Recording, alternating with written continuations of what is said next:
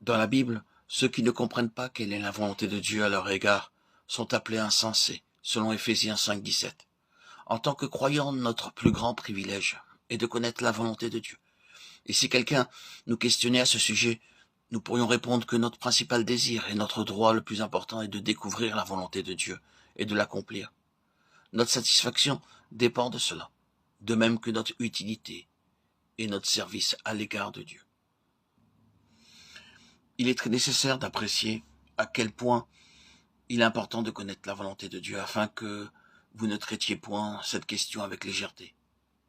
Si vous rendez dans quelques bureaux, quelques administrations, vous y verrez des dossiers munis d'une étiquette rouge avec la mention « urgent ». Ça signifie que l'acte de ce dossier doit être rapidement liquidé. De la même façon, il doit être important et impérieux pour chacun d'entre nous de trouver la volonté de Dieu. Et cela doit être considéré par nous comme une question très sérieuse. La vie tout entière du Seigneur Jésus-Christ fut vécue dans l'accomplissement de la volonté de Dieu. Jésus leur dit, « Ma nourriture est de faire la volonté de celui qui m'a envoyé et d'accomplir son œuvre. » Jean 4, 34. Je ne puis rien faire de moi-même selon ce que j'entends. Je juge, et mon jugement est juste, parce que je ne cherche pas ma volonté, mais la volonté de celui qui m'a envoyé. Jean 5, 30. Car je suis descendu du ciel pour faire non ma volonté, mais la volonté de celui qui m'a envoyé. Jean 6, 38. Celui qui m'a envoyé est avec moi.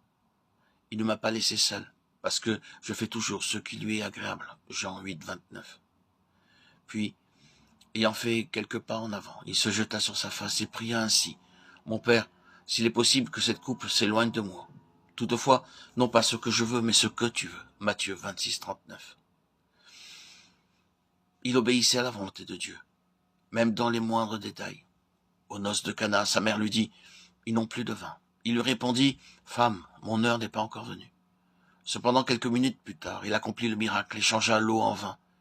Car alors, il le fit à l'heure de la volonté de Dieu.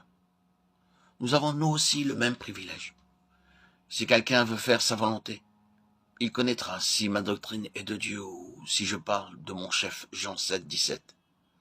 Notre compréhension des intentions de Dieu et de son plan intégral du salut dépend de l'accomplissement de la volonté du Père.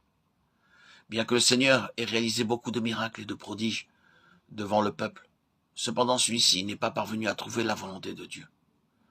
Le Seigneur leur a déclaré qu'à moins d'accomplir la volonté de Dieu, ils ne parviendraient pas à le reconnaître, ni ses œuvres.